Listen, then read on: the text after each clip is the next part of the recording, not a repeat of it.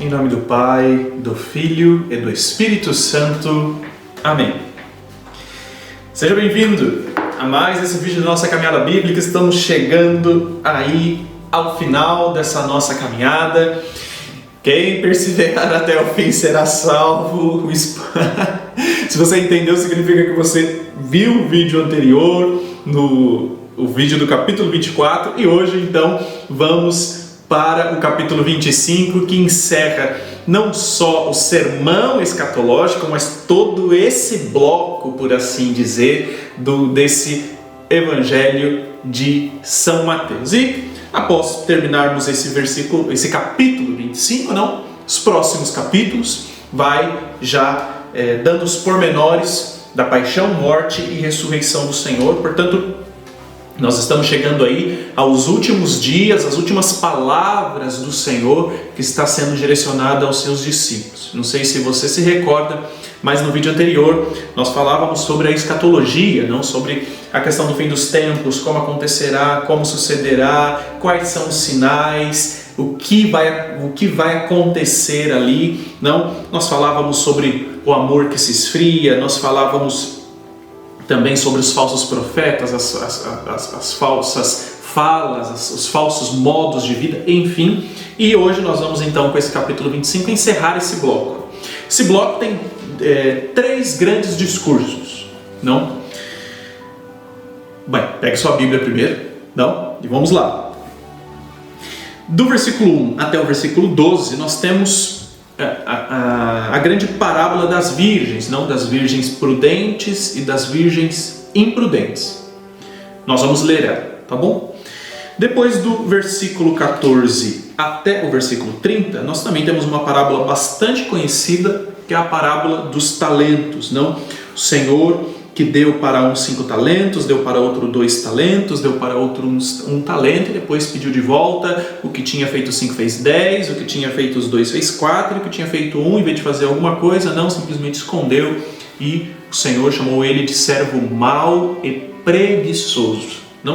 E depois, do 31 até o versículo 46, o Senhor vai falar também sobre o fim dos tempos, que o Filho do Homem virá para julgar e vai separar uns dos outros, Aquele que o Senhor vai falar aonde está: vinde benditos de meu Pai, recebei como herança como reino que eu vos preparei desde toda a criação. Pois estava com fome e me deste de comer, estava com sede e me deste de beber, era forasteiro e me recebestes em casa, estava nu e me vestiste. E depois aqueles que não fizeste: eu estava com fome e não me deste de comer, eu estava preso e não fostes me visitar. Ele vai separar então esses 2 grupos, por assim dizer. Mas proponho hoje que a gente fique com a primeira parábola, a parábola das 10 virgens. Como é uma parábola um pouco extensa, peço que a gente leia junto, tá bom? Para que nós possamos então olhar ela com profundidade e rezar também essa realidade, tá bom? Vamos lá. O reino dos céus pode ser comparado a 10 virgens que, numa festa de casamento, levando suas lâmpadas, saíram para acolher o noivo. 5 delas eram insensatas e as outras 5 eram prudentes. As insensatas levaram suas lamparinas, mas não levaram óleo consigo. As prudentes, porém, além das suas lamparinas, levaram óleo nas vasilhas. Como o noivo demorasse, todas começaram a cochilar e adormecer. No meio da noite, ouviu-se um alvoroço: o noivo está chegando, ide acolhê-lo. Então todas se levantaram e prepararam as lamparinas.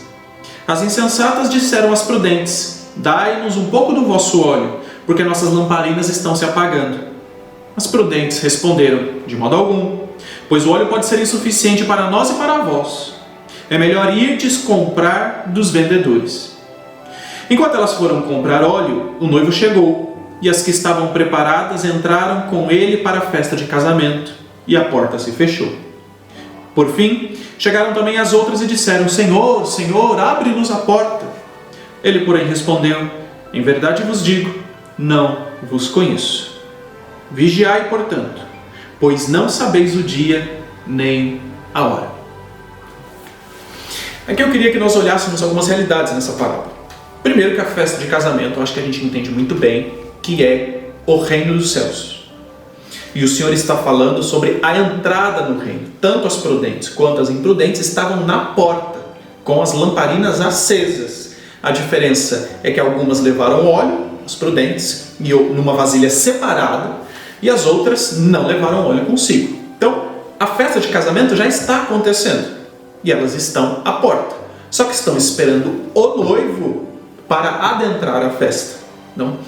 Então, assim, o reino dos céus ele é uma realidade. Os santos já estão lá. E nós estamos aqui à espreita, à espera da nossa entrada. Não? Claro que essa entrada pode ser no dia do juízo final, ou seja, o Senhor vem para nos colocar lá dentro, se nós assim merecermos, não? Ou no dia da nossa morte, o Senhor também vem nos buscar, por assim dizer, para que nós entremos para a festa. Não? Mas aqui, sobre as virgens que estão à porta, umas prudentes, outras imprudentes, a gente precisa entender o seguinte: todas elas têm lamparinas. Ou seja, todas elas estão com a sua vida, todas elas estão vivendo com a sua vida acesa, por assim dizer. Não? Estão vivendo a realidade do mundo. Mas qual a diferença? Que umas levaram vasilhas com óleo e outras não. Por quê? Porque essa vida, por assim dizer, ela se gasta. Ela se gasta, a gente se perde, a gente cai e a gente precisa o quê? Sempre nos abastecermos. Quem é que nos abastece? Quem é que faz com que a nossa chama permaneça acesa? Quem é que faz quando ela está se apagando, ou por exemplo, quando a fé está se apagando, que a gente volte a crer de novo, a estar de novo? Quem é que faz esse processo? A gente pode falar, é o Espírito Santo, ótimo, é o Espírito Santo sim, mas tem um instrumento que é a igreja. A igreja é esse instrumento que nos ajuda, que nos recarrega, por assim dizer, que vem e nos ajuda a manter a lâmpada acesa, ou seja, com a fé, com os sacramentos, com a vida de oração, com a confissão, com a Eucaristia, enfim, é a igreja que é esse óleo que claro, dentro dela está tudo isso, não está o próprio Espírito Santo, está os santos, da intercessão da Virgem Maria, enfim, mas é a igreja, por assim dizer, esse arcabouço de coisas, de elementos de salvação, de elementos de santificação, de elementos de caminho, de elementos de vigia, por assim dizer, é a igreja que vai nos ajudando a manter a lâmpada acesa.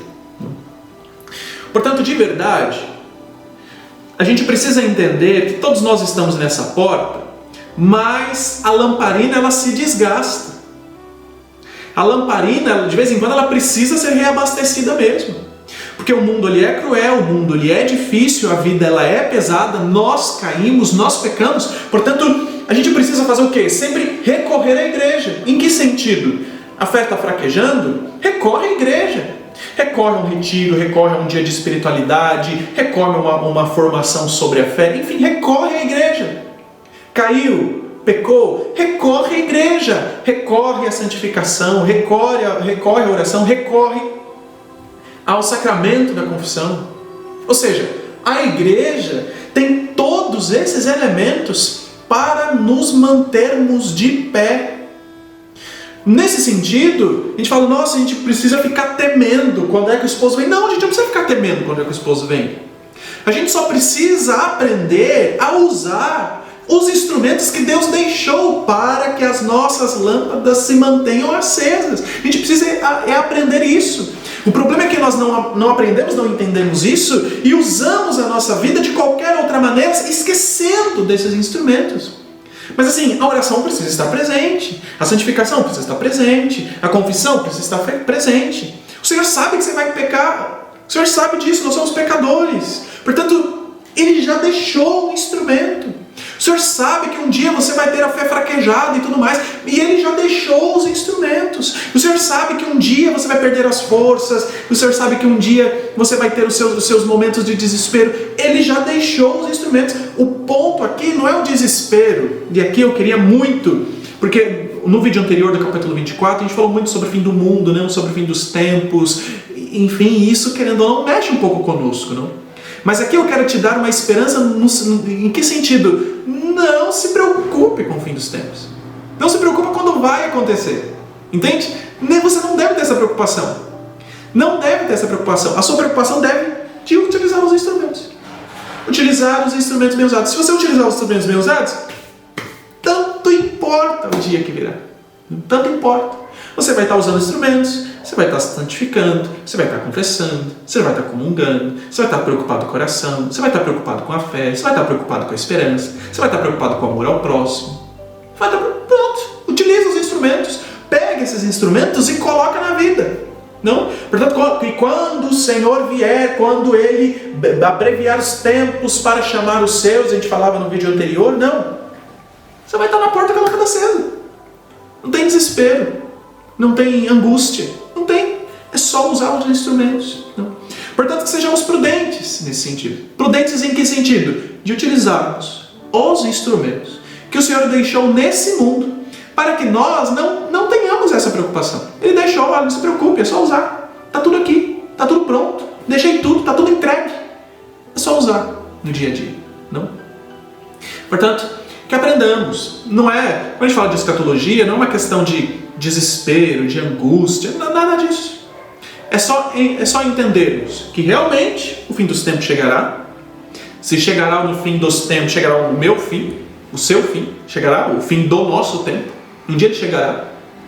E se nós estivermos utilizando os instrumentos, não importa. Não importa se é o que o Senhor vai vir, ou se é Ele que vai vir buscar, se eu vou morrer, ou se eu vou ver o Senhor aparecendo em glória no meio das nuvens. Não importa. Eu vou estar usando os instrumentos.